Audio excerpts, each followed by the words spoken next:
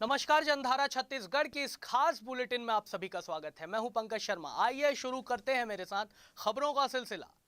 छत्तीसगढ़ में अब युवाओं को राजीव युवा मितान क्लब के माध्यम से छत्तीसगढ़ सरकार 1 साल में 1 लाख रुपए देने जा रही है। कितना फायदा प्रदेश के युवाओं को मिलेगा, हमारे संवाददाता खोमन साहू ने युवा विधायक देवेंद्र यादव से इस विषय पर बातचीत।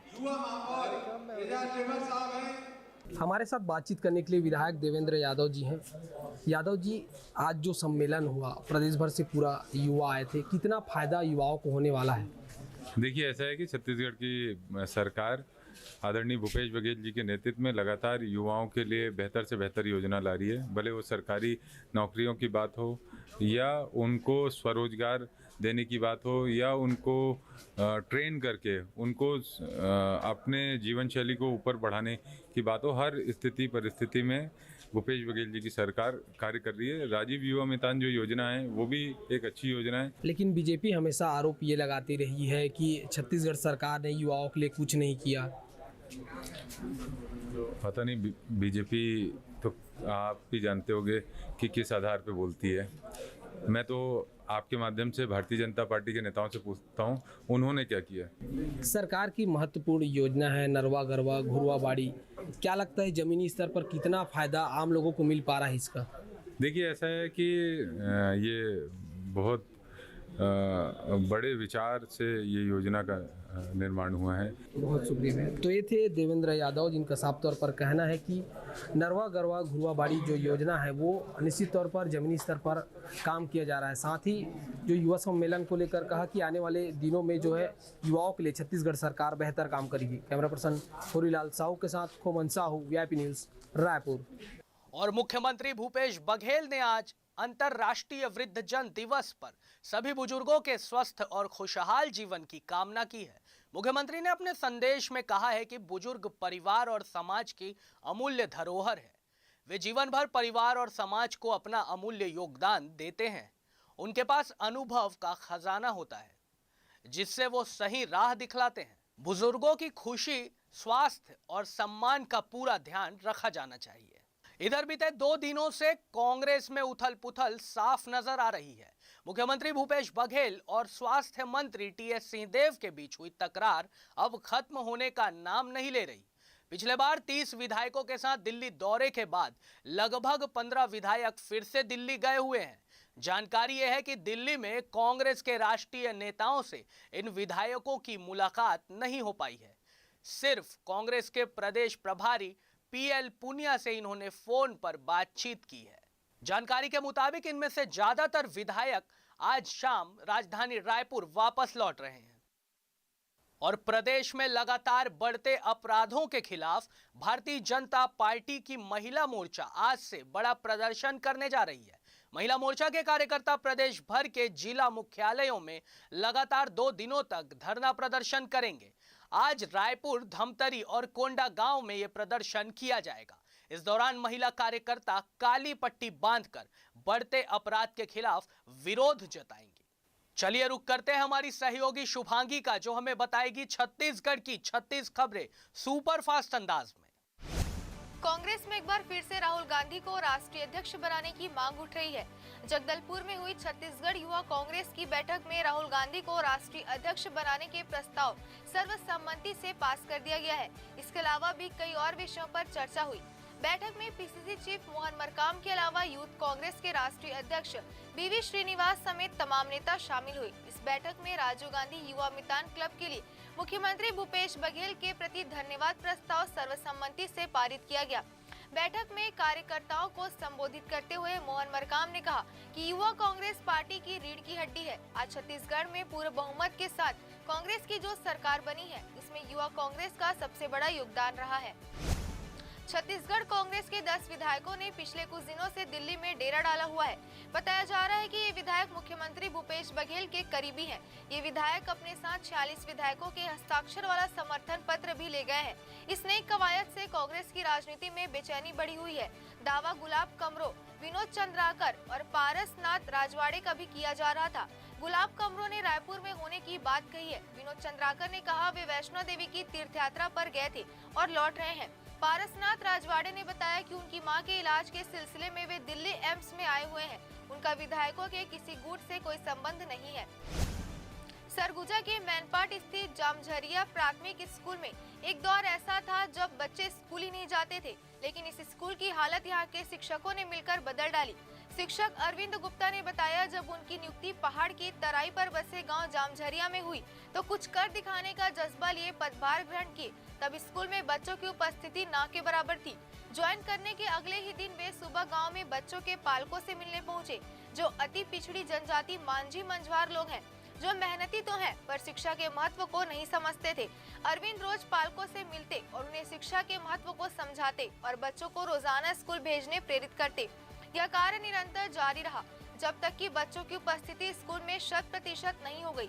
उन्होंने बच्चों को उपहार देना शुरू किया। जो बच्चा पूरे सप्ताह स्कूल आता उन्हें उपहार देते। धीरे धीरे बच्चों की उपस्थिति बढ़ती गई। बच्चों को उपहार स्वरूप खिलौने, कपड़े, जूते, मिठाइयाँ, बैट बॉल, चॉकलेट और अन्य सामग्री भी दिया करते थे। प्रदेश में कोरोना के 30 नए संक्रमित मिले हैं, जिसमें रायपुर का एक मरीज भी शामिल है। इस दौरान एक मौत भी हो चुकी है। इस बीच सुकमा में स्कूली बच्चों में संक्रमण मिलने के बाद स्वास्थ्य विभाग ने एक बार फिर स्कूलों में सावधानी रखने का निर्देश जारी कर दिया है। दरअसल सितंबर में पिछले 2 हफ्ते में 2 दर्जन से अधिक स्कूली बच्चे संक्रमित पाए गए हैं। वहीं राजधानी में मंगलवार को कोरोना के आधा दर्जन केस मिलने के बाद दूसरे दिन संबंधित मरीजों के संपर्क में आए लोगों की जांच के लिए सैंपल लिए गए। त्योहार के बाद कोरोना जांच बढ़ाने के लिए सभी जिलों को कहा गया है। हालांकि अभी 30,000 के टारगेट पर जांच नहीं हो पा रही है। छत्तीसगढ़ हाईकोर्ट ने प्रदेश की सड़कों पर संज्ञान लेते हुए कहा कि ये दुख की बात है कि खराब सड़कों से होने वाली दुर्घटनाओं को हम रोक नहीं पा रहे हैं। राज्य शासन को तुरंत सभी गड्ढे भरने चाहिए ताकि भविष्य में दुर्घटनाओं को रोका जा सके।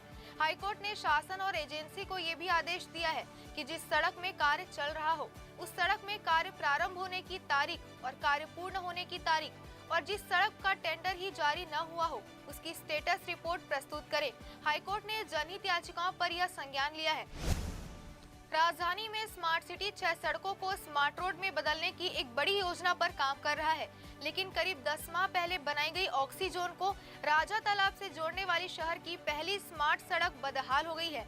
करीब 1 करोड़ 20 लाख खर्च कर 600 मीटर लंबी और 14 मीटर चौड़ी स्मार्ट सड़क को कोरोना काल में बनाया गया था। शहर में स्मार्ट सिटी के ये उन चुने हुए कामों में था जिसमें कोविड और लॉकडाउन के दौरान भी काम नहीं रुका।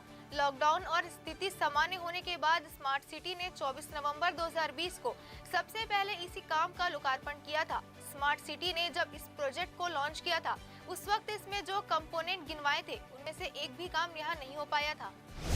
प्रदेश में सियासत के बीच पीसीसी चीफ मोहन मरकाम ने स्पष्ट कर दिया है कि प्रदेश का कप्तान बदला जाएगा या नहीं और मंत्रिमंडल में फेरबदल होगा या नहीं, इसका फैसला पार्टी आलाकमान लेते हैं। आपके हमारे कहने से कुछ नहीं होता। इसके अलावा उन्होंने विधायक बृहस्पति सिंह के बयान पर भी तीखी प्रतिक्रिया देते हुए कहा कि बृहस्पति सिंह सरकार के प्रवक्ता नहीं है, जो वो कह देंगे और हो जाएगा। उन्होंने दो टूक कहा कि संगठन सब कुछ देख और सुन रहा है कि कौन क्या कह रहा है। दरअसल पीसीसी चीफ ने यह प्रतिक्रिया उस प्रश्न के उत्तर में दी जिसमें उनसे पूछा गया था कि पूर्व में बृहस्पति सिंह ने दावा किया था कि जल्द फेरबदल हो सकता है, 3-4 मंत्रियों की छुट्टी हो सकती है। वहीं मरकाम ने कहा कि दिल्ली जाने पर रोक नहीं है, विधायक अक्सर दिल्ली जाते रहते हैं। इस शारदीय नवरात्र भी बस्तर के दंतेवाड़ा जिले में स्थित आराध्य देवी मां दंतेश्वरी मंदिर का पट भक्तों के लिए बंद रहेगा। कोरोना की तीसरी लहर की आशंका को देखते हुए दंतेवाड़ा जिला प्रशासन और मंदिर समिति ने यह निर्णय लिया है। 2 साल में यह चौथा नवरात्र होगा, जबकि आराध्य देवी की दर्शन करने भक्त मंदिर नहीं जा पाएंगे। इससे पहले 2 चैत्र और एक शारदीय नवरात्र में भी मंदिर का पट बंद रहा था। मंदिर समिति ने बताया कि इस साल 4100 ज्योति ही जलेंगी, जबकि हर साल 12,000 से ज्यादा ज्योति जलती थी। मंदिर के प्रमुख पुजारी हरेंद्र नाथ ने बताया कि नवरात्र के दिनों में केवल मंदिर के पुजारी और सेवादारी माता की पूरी विधि विधान से पूजा अर्चना करेंगे। कलेक्टर दीपक सोनी ने बताया कि आम नागरिकों की सुरक्षा को देखते हुए इस बार पद यात्रा नहीं होगी। सभी भक्त जनों श्रद्धालुओं को घर बैठे ही दंतेश्वरी माई का दर्शन, माता की आरती, ज्योति कलश का लाइव दर्शन कराएंगे। जिला मुख्यालय में स्थित जयस्तंभ चौक में भी प्रोजेक्टर लगाकर सोशल मीडिया के माध्यम से लाइव दर्शन कराए जाएंगे। छत्तीसगढ़ में स्कूलों में कक्षाएं शुरू होने के बाद जल्द ही आश्रम और हॉस्टल भी पूरी तरह खोल दिए जाएंगे। आदिवासी विकास विभाग ने इसकी तैयारियां शुरू कर दी है।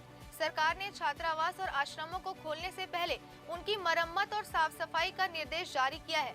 कोरोना प्रतिबंधों की वजह से यह आवासीय शिक्षण संस्थान पिछले साल से ही बंद पड़े हैं। आदिम जाति विकास मंत्री डॉक्टर प्रेमसाय सिंह ने बताया, छात्रावास और आश्रमों को खोलने की प्रक्रिया शुरू हो गई है।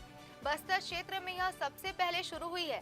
जल्द ही पूरे प्रदेश में इन संस्थानों को खोल दिया जाएगा। इधर आदिम जाति अनुसूचित जाति विकास विभाग के सचिव डीडी सिंह ने सभी कलेक्टरों को आश्रम छात्रावास खोलने से पहले जरूरी मरम्मत और साफ सफाई का काम कराने का निर्देश जारी कर दिया है। विभाग की ओर से कहा गया है कि कोरोना काल में जिन आश्रम और छात्रावासों को कोविड केयर सेंटर और क्वारंटाइन सेंटर बनाया गया था, उनको सैनिटाइज कराया जाए। कोरोना के केस सभी जगह कम हुए हैं, लेकिन बिलासपुर एक्टिव मरीजों के मामले में छत्तीसगढ़ में अव्वल है। रायपुर, दुर्ग और रायगढ़, राजनांदगांव से भी ज्यादा संक्रमण बिलासपुर जिले में मिले हैं। वर्तमान में 43 मरीज कोरोना से जंग लड़ रहे हैं। 5 मरीज अस्पतालों में भर्ती हैं। अन्य सभी का घर पर इलाज चल रहा है। स्वास्थ्य विभाग के आंकड़ों के मुताबिक एक्टिव केस के मामले में रायपुर राज्य के 28 जिलों में दूसरे नंबर पर है। राजधानी में 26 एक्टिव केस हैं। तीसरे नंबर पर जांजगीर और चौथे नंबर पर कोरबा है। दोनों जिलों में 23 एक्टिव मरीज हैं। राहत की बात है कि राज्य के 10 जिलों से तो ऐसे हैं जहां एक्टिव केस की संख्या 5 से भी कम है। देश में नेशनल इंस्टीट्यूशनल रैंकिंग फ्रेमवर्क 2021 में देश के 150 विश्वविद्यालयों में छत्तीसगढ़ का एक भी विश्वविद्यालय शामिल नहीं है। ऐसे में राज्य की शिक्षा व्यवस्था में सुधार बेहद जरूरी है। यह बात राजभवन में विश्वविद्यालय समन्वय समिति की 27वीं बैठक के दौरान राज्यपाल अनुसुईया उइके ने कही। बैठक में उच्च शिक्षा मंत्री उमेश पटेल, स्वास्थ्य और पंचायत ग्रामीण विकास मंत्री टीएस सिंहदेव समेत राज्य के सभी विश्वविद्यालय के कुलपति मौजूद रहे। उन्होंने राज्य में शिक्षा के स्तर को देख चिंता जताते हुए गुणवत्ता बढ़ाने के लिए एकजुट होकर विशेष प्रयास करने की बात कही। उइके ने आगे कहा कि राज्य में उच्च शिक्षा की गुणवत्ता बढ़ाने के लिए सभी महाविद्यालयों का नैक के जरिए मूल्यांकन किया जाना आवश्यक है। कोरोना संक्रमण नियंत्रण में है, पर इसका खतरा पूरी तरह से टला नहीं है। कानन पेंडारी जू प्रबंधन इसकी अनदेखी कर रहा है। यही वजह है कि अब मुख्य द्वार पर न तो पर्यटकों की थर्मल स्क्रीनिंग की जा रही है और न बिना मास्क के पर्यटकों को टोका जा रहा है। टिकट काउंटर के बाहर भी 2 गज दूरी का पालन नहीं हो रहा है। संक्रमण का खतरा सार्वजनिक जगहों पर ज्यादा है। यही वजह है कि कोविड-19 के नियमों का पालन करने अब भी कहा जाता है। शुरुआत में तो जू प्रबंधन ने इन नियमों का बेहतर ढंग से पालन किया। इतनी सख्ती बढ़ती जा रही थी कि 10 साल से नीचे और 65 साल से अधिक आयु के पर्यटकों के प्रवेश पर ही रोक लगा दी गई। कई महीने तक यह व्यवस्था चलती रही। इसके बाद दूसरी लहर आते ही जू को भी बंद कर दिया गया। जब खुला तो उम्र की पाबंदी ही हटा दी गई। सभी उम्र के पर्यटकों को प्रवेश दिया जा रहा था। IRCTC में संविदा पर रखे गए 9 और कर्मचारियों का 20 अक्टूबर को कार्यकाल पूरा हो जाएगा। मुख्यालय से इन सभी कर्मचारियों को नोटिस जारी हो चुका है। हालांकि इनकी जगह पर फिर से कर्मियों को रखे जाएंगे या फिर विभाग के ही स्थायी कर्मचारियों की पोस्टिंग होगी। अभी इसे लेकर स्थिति स्पष्ट नहीं है। माना जा रहा है कि कर्मचारियों की कमी से IRCTC का कामकाज प्रभावित होगा। बिलासपुर जिले के श्रीवास समाज प्रमुखों ने समाज के लोगों से कोविड-19 का जल्द से जल्द टीकाकरण कराने की अपील की है। जिन्होंने टीके की 1 डोज लगवा ली है, वे समय पर दूसरी डोज भी लगवाएं। कोविड-19 की वैक्सीन के संबंध में इंटरनेट मीडिया में फैली भ्रांतियों से दूर रहने और केंद्रों में पहुंचकर वैक्सीनेशन कराने को कहा गया है। कोविड-19 टीकाकरण के लिए श्रीवास समाज के लोगों को प्रेरित करने के लिए जागरूकता अभियान चलाया जा रहा है। जिला टीकाकरण अधिकारी डॉक्टर मनोज सैमुअल ने जिले में संचालित कोविड-19 टीकाकरण गतिविधियों की विस्तृत जानकारी देते हुए कोविड टीकाकरण के लिए व्याप्त भ्रांतियों के संबंध में समाज प्रमुखों को अवगत कराया। उन्होंने बताया कि स्वास्थ्य विभाग में कोविड टीके की पर्याप्त उपलब्धता है। प्रतिदिन कोविड टीकाकरण का कार्य किया जा रहा है। भाजपा के राष्ट्रीय महामंत्री TC रवि 1 दिवसीय प्रवास पर बुधवार को बिलासपुर पहुंचे। संभागीय भाजपा कार्यालय में अनुसूचित जाति मोर्चा के जिले के पदाधिकारियों की बैठक ली। इसके बाद जिला भाजपा कोर ग्रुप की बैठक में शामिल हुए। दोनों ही बैठकों में उनका पूरा जोर संगठन को मजबूत बनाने को लेकर रहा। पदाधिकारियों से साफ कहा गया कि हमारा संगठन जितना मजबूत होगा और विशाल होगा, उतना ही हम प्रभावी भूमिका निभाएंगे। कार्यकर्ताओं से लेकर आम लोगों की बात को गंभीरता के साथ रख सकेंगे और उनकी मंशा को पूरा भी कर सकेंगे। भाजपा की रीति नीति को जन जन तक पहुंचाना, ज्यादा से ज्यादा लोगों को जोड़ना हमारा मुख्य ध्येय होना चाहिए। कार्यकर्ता ही हमारी पूंजी है। भाजपा में कार्यकर्ताओं का महत्व हमेशा से ही रहा है। आज के कार्यकर्ता ही कल के नेता है। यह परंपरा शुरुआत से ही चली आ रही है। बूथ से लेकर जिला और प्रदेश से लेकर राष्ट्रीय स्तर तक कार्यकर्ताओं का सम्मान बना हुआ है। कार्यकर्ताओं के दम पर ही भाजपा का विस्तार होगा। मौसम आधारित खेती पर आश्रित सरगुजा संभाग के किसानों को सटीक जानकारी उन्हें खेती में होने वाले नुकसान से बचाता है। इसे हम यूँ कहें कि मौसम का पूर्वानुमान पहले से लोगों को पता चल जाए तो नुकसान की संभावना कम हो जाती है। किसानों को मौसम के उतार चढ़ाव से अपडेट रखने मौसम विज्ञान केंद्र लगातार प्रयास कर रहा है। जल्द ही सूरजपुर और बलरामपुर में स्वचालित मौसम वेधशाला स्थापित किए जाएंगे ताकि उस इलाके के किसान भी मौसम की सटीक जानकारी प्राप्त कर सके। मौसम विज्ञान केंद्र ने इसकी तैयारियां शुरू कर दी है। दोनों जगहों पर वैज्ञानिकों की टीम जगह चिन्हांकन करने में जुटी है। यहाँ स्वचालित मौसम वेधशाला स्थापित होने से हर घंटे मौसम में होने वाले बदलाव के साथ हवा की गति, वर्षा, वायु दाब की नवीन जानकारी मौसम विभाग को मिलने लगेगी। कृषि, जल संसाधन सहित आधा दर्जन विभागों के मंत्री रविंद्र चौबे की बैठक में गांव, गरीब और किसानों का मुद्दा छाया रहा। 2.5 घंटे की बैठक में उनका पूरा जोर इन्हीं 3 मुद्दों के आसपास रहा। किसानों को सुविधाओं देने में उदारता बरतने की हिदायत कृषि विभाग के अफसरों को दी गई। मुख्यमंत्री भूपेश बघेल की महत्वाकांक्षी योजनाओं के क्रियान्वयन को लेकर तकरीबन 1 घंटे तक अफसरों से सीधी चर्चा करते रहे। मंत्री चौबे 1 दिवसीय प्रवास पर बिलासपुर पहुंचे थे। मंथन सभा कक्ष में आधा दर्जन विभागों के अफसरों की जमकर क्लास ली गई। संभागीय बैठक में बिलासपुर संभाग के अंतर्गत आने वाले बिलासपुर, मुंगेली, गौरेला, पेंड्रा, मरवाही, जांजगीर चांपा, कोरबा और रायगढ़ जिले के अफसरों का जमावड़ा रहा। पूर्व प्रधानमंत्री और भारत रत्न स्वर्गीय राजीव गांधी के नाम पर राज्य शासन द्वारा एक और योजना का संचालन जल्द किया जाना है। इसके लिए अभी हितग्राहियों से आवेदन जमा कराने का काम किया जा रहा है। विश्व हृदय दिवस के अवसर पर रामकृष्ण केयर हॉस्पिटल द्वारा मैग्नेटो और अंबुजा मॉल में निशुल्क स्वास्थ्य जांच शिविर का आयोजन किया गया। इसमें करीब 300 से अधिक हृदय रोगियों की जांच कर स्वास्थ्य परामर्श दिए गए। प्रबंधन ने बताया कि मैग्नेटो मॉल में लगभग 100 लोगों के हृदय रोग की जांच की गई। अंबुजा मॉल में लगभग 150 लोगों ने शिविर का लाभ लिया। शिविर में cardiologist doctor Javed Ali Khan, doctor Shailesh Sharma, doctor Pranay, doctor Javed Parvez, doctor Sanjay Dubey, cardiac surgeon doctor Vinod Ahuja, paediatric cardiologist doctor Prashant Thakur, doctor Sanjay Dubey शामिल थे। चिकित्सकों ने बताया कि वर्तमान समय में स्त्री और पुरुष दोनों में हृदय रोग और पोस्ट कोविड हृदयघात की समस्या भी बढ़ी है। इधर स्वास्थ्य जांच के दौरान लोगों ने आयोजन के लिए रामकृष्ण केयर हॉस्पिटल की पूरी टीम का आभार जताया। आयकर नियमों में बहुत से बदलाव किए गए हैं। इन नियमों के बारे में जानना आपके लिए बेहद जरूरी है। आयकर नियमों की माने तो आपको आपके आय का स्रोत मालूम होना चाहिए और अगर ऐसा नहीं है तो आपको बड़ी मुसीबत झेलनी पड़ सकती है।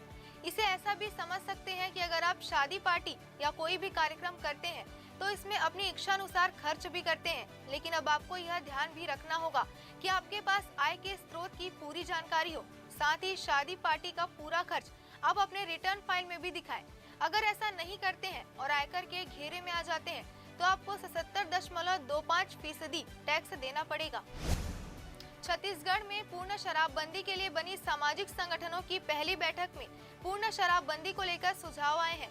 नवा रायपुर के वाणिज्यिक कर भवन में आयोजित बैठक में सामाजिक संगठन के प्रतिनिधियों ने कहा कि पूर्ण शराबबंदी को लेकर जन चेतना अभियान और नशाबंदी अभियान चलाया जाए। सभी सामाजिक प्रतिनिधियों ने पूर्ण शराबबंदी पर सहमति जताई और कहा कि शराबबंदी एकाएक लागू नहीं की जानी चाहिए। समाज प्रमुखों ने कहा कि चुनिंदा स्थानों पर शराब दुकानें हो और शराब विक्रय की समय सीमा में कटौती की जाए। कांग्रेस नेता कपिल सिब्बल के बयान पर मंत्री टीएस सिंहदेव ने करारा प्रहार किया है। सिब्बल ने एक बयान में कहा था कि कांग्रेस का अध्यक्ष कौन है किसी को नहीं पता। सिंहदेव ने कहा कि कपिल सिब्बल लोगों को भ्रमित कर रहे हैं। यह दुर्भाग्य है कि उनको पता नहीं कि कांग्रेस की राष्ट्रीय अध्यक्ष सोनिया गांधी है। उनके कामकाज में पूर्व राष्ट्रीय अध्यक्ष राहुल गांधी मजबूती से सहयोग प्रदान कर रहे हैं। देश भर में कांग्रेस संगठन में सभी नियुक्तियां सोनिया गांधी के हस्ताक्षर से हो रही है। पंजाब के पूर्व मुख्यमंत्री अमरिंदर सिंह के पार्टी छोड़ने के सवाल पर सिंहदेव ने कहा कि अगर व्यक्तिगत स्वार्थ की प्रतिपूर्ति होगी तभी हम किसी पार्टी में रहेंगे, तो यह सिलसिला आजीवन चलेगा। जिसको जो नहीं मिलेगा वह दूसरी पार्टी का दरवाजा खोलेगा। ऐसे लोग जितनी जल्दी छट जाएं उतना अच्छा है। कांग्रेस की विचारधारा से शुद्ध रूप से जुड़े हुए लोग जिनके लिए स्वार्थ सर्वोपरि नहीं है, उनका कमिटमेंट सर्वोपरि है, वे सभी कांग्रेस छोड़कर नहीं जाएंगे। प्रदेश में बिना ड्राइविंग लाइसेंस के वाहन चलाते हुए पकड़े जाने पर यातायात पुलिस की ओर से मौके पर ही लाइसेंस बनाने की प्रक्रिया पूरी की जाएगी। इसके लिए यातायात पुलिस की ओर से ऐप बनाई जा रही है। ये बातें एसपी दीपक झा ने ड्राइविंग लाइसेंस के समापन अवसर पर कही। कार्यक्रम को संबोधित करते हुए एसपी दीपक झा ने कहा कि बिना लाइसेंस के वाहन चलाने पर किए जाने वाले जुर्माने से कम राशि में लाइसेंस बन सकता है।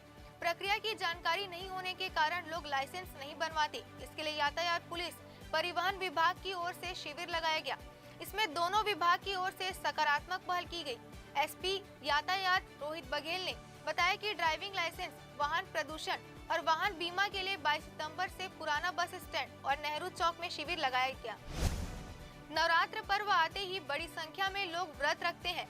ऐसे में फलों की बिक्री बढ़ जाती है। वहीं इस बार पर्व के दौरान मानक स्तर का फल उपलब्ध कराने खाद्य और औषधि प्रशासन विभाग की फल दुकानदारों पर पैनी नजर रहेगी। यदि जांच में फल अमानक और सड़े गले मिले तो तत्काल दुकानदार के खिलाफ जुर्माने की कार्रवाई की जाएगी। जो मानक खाद्य सामग्री उपलब्ध कराने के नाम पर विभिन्न प्रकार के खाद्य सामग्रियों का सैंपल लेते हैं, वहीं इस बार इन अधिकारियों की नजर फल बाजार में भी रहेगी, क्योंकि नवरात्र के साथ ही व्रत का सिलसिला शुरू हो जाएगा। ऐसे में फलों की मांग भी बढ़ने लग जाएगी। ऐसे में सड़े गले फल बेचे जाने की आशंका भी रहेगी। ऐसे में विभाग के अधिकारियों ने पर्व के दौरान फल दुकानों की भी जांच करने का निर्णय लिया है, ताकि लोगों को सही फल मिल सके। जांच के दौरान यदि फल खराब मिलते हैं तो संबंधित दुकानदार के खिलाफ जुर्माना कार्रवाई की जाएगी। अधिकारियों ने खाद्य सामग्रियों के साथ फलों की जाँच करने की तैयारी भी पूरी कर ली है। राजधानी रायपुर में त्योहारी सीजन के पूर्व उठाई गिरी लूट और ठग गैंग के सक्रिय होने की आशंका के चलते पुलिस ने शहर के बैंकों की सुरक्षा का आकस्मिक निरीक्षण किया। जिले के 33 थानों के 284 बैंकों में आकस्मिक सिक्योरिटी ऑडिट किया गया। ज्यादातर बैंकों में सुरक्षा मापदंडों में खामियां देखने को मिली। बैंकों को पुलिस ने सुरक्षा मापदंड को पूरे करने के निर्देश दिए हैं। एसपी प्रशांत अग्रवाल के निर्देशन में जिले में कार्यरत समस्त बैंक की सुरक्षा व्यवस्था का निरीक्षण किया गया। उक्त अभियान के तहत समस्त थाना प्रभारी और अधिकारी गणों द्वारा अलग अलग टीमें बनाकर अपने अपने थाना क्षेत्र में संचालित बैंक करेंसी चेस्ट की सुरक्षा व्यवस्था का बैंकों में जाकर अवलोकन किया गया। सुरक्षा ऑडिट अभियान के तहत बैंकों के अलार्म सिस्टम, निगरानी सिस्टम, बैंक परिसर, बैंक भवन और बैंक के आसपास के स्थानों की सुरक्षा व्यवस्था का जायजा लिया गया। कोरोना की तीसरी लहर से निपटने के लिए अभी से तैयारियां शुरू हो गई है। इसी कड़ी में जिला अस्पताल परिसर में 10 पोर्टेबल वार्ड बनाए गए हैं, जिनमें 40 बेड की सुरक्षा रहेगी। इस वार्ड का उपयोग तब किया जाएगा जब संभागीय कोविड अस्पताल के सभी बिस्तर मरीज से भर जाएंगे। संभागीय कोविड अस्पताल में कोरोना मरीज के लिए 200 बेड की सुविधा है। इनमें 40 बेड बच्चों के लिए बनाए गए हैं। हालांकि अभी सभी बेड खाली हैं। इसके बाद भी तीसरी लहर की आशंका को दरकिनार नहीं किया जा सकता है। इसे देखते हुए शासन स्तर पर अस्पताल परिसर में 10 पोर्टेबल वार्ड बनाए गए हैं। इनमें वार्ड की खासियत यह है कि इसे जरूरत के हिसाब परिसर में कहीं भी रखा जा सकेगा।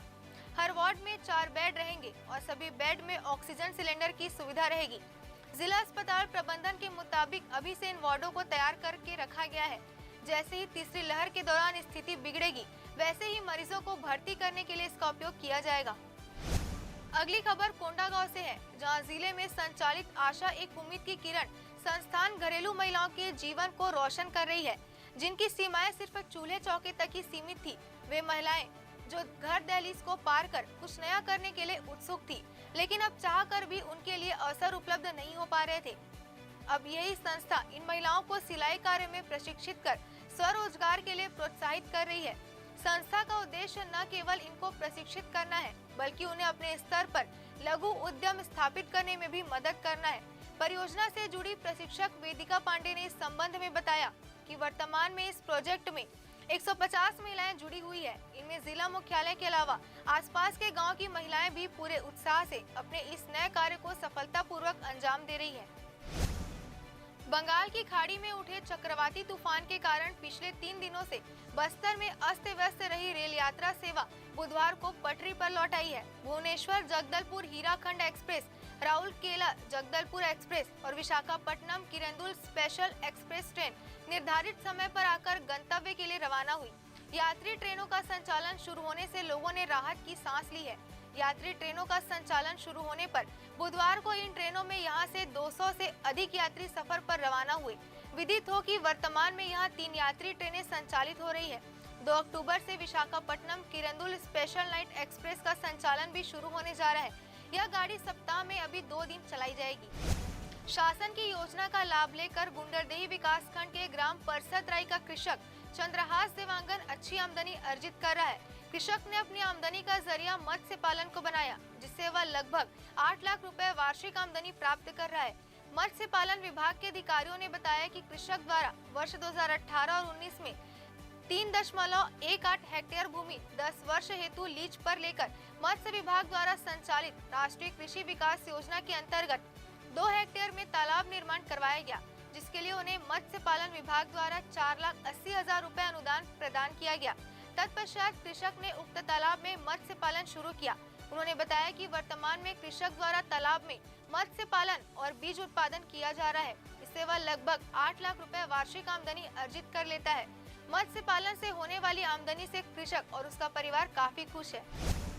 प्रदेश के उच्च शिक्षा, कौशल विकास, तकनीकी शिक्षा एवं रोजगार, विज्ञान एवं प्रौद्योगिकी, खेल एवं युवा कल्याण मंत्री तथा जिले के प्रभारी मंत्री उमेश पटेल ने कहा कि बालोद जिले की चहुमुखी विकास के लिए शासन की जन कल्याणकारी योजनाओं का बेहतर क्रियान्वयन करे।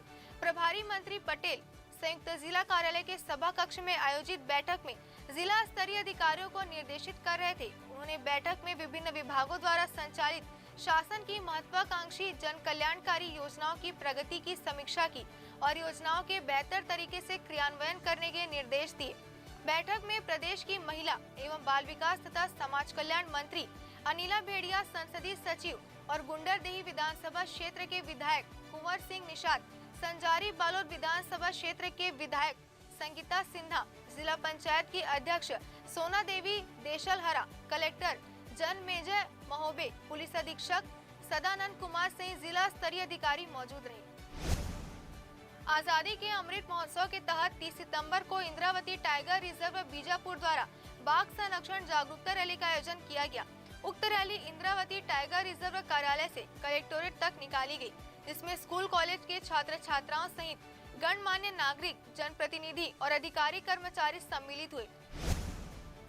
कवर्धा में वन मंत्री और जलवायु परिवर्तन मंत्री मोहम्मद अकबर के निर्देशानुसार वन्य प्राणियों के सुरक्षा एवं उनके बचाव के लिए कवर्धा वन मंडल अधिकारी दिलराज प्रभाकर के मार्गदर्शन में जिले के वनांचल क्षेत्रों में जागरूकता अभियान चलाया जा रहा है। प्रभाकर ने मीडिया एडवाइजरी जारी कर वन्य प्राणियों की सुरक्षा और उनके बचाव के लिए सुरक्षात्मक उपाय की जानकारी दी है। कवर्धा वन मंडल ने इसके लिए कंट्रोल रूम भी स्थापित किए हैं। ग्राम पंचायत समेली में आयोजित सुविधा शिविर में 6 ग्राम पंचायत के ग्रामीण बिना किसी भय के प्रशासन द्वारा प्रदान की जा रही सुविधाओं का लाभ लेने पहुंच रहे हैं। इसमें कामाराम, कोंडा सांवली, गुमोड़ी, तारलागुंडा, मिल मपल्ली और ताड़मेटला में निवासरत हर उम्र के महिला पुरुष शामिल है, तो वहीं शिशुवती माताएं भी अपने आंख के तारों को साथ लेकर आ रही हैं। प्रशासन केवल इन ग्रामीणों को आधार कार्ड, स्वास्थ्य कार्ड, राशन कार्ड इत्यादि प्रदान करने तक सीमित नहीं है, बल्कि शिविर में आने वाले बच्चों को भी पौष्टिक आहार प्रदान कर कुपोषण को मात देने के लिए प्रयास कर रहा है। समेली में आयोजित सुविधा शिविर में महिला एवं बाल विकास विभाग द्वारा मुख्यमंत्री बाल संदर्भ योजना के अंतर्गत बच्चों को रेडी टू ईट प्रदान करने के साथ उनका वजन, शारीरिक कद का माप लिया गया। अब किसानों को एक बार पोर्टल में पंजीयन कराने के बाद शासन की कई योजनाओं का लाभ मिल सकेगा। इसके लिए राज्य शासन द्वारा सूचना प्रौद्योगिकी आधारित एकीकृत किसान पोर्टल विकसित किया गया है। इस पोर्टल के विकसित होने से किसानों को अलग अलग योजनाओं के लिए पंजीयन कराने की आवश्यकता नहीं होगी। एकीकृत किसान पोर्टल में राजीव गांधी किसान न्याय योजना, मुख्यमंत्री वृक्षारोपण प्रोत्साहन योजना, धान एवं मक्का उपार्जन, कोदो कुटकी एवं रागी उपार्जन योजना को सम्मिलित किया गया है। तो इस बुलेटिन में फिलहाल इतना ही। शाम 5:30 बजे फिर होगी मुलाकात। तब तक के लिए नमस्कार।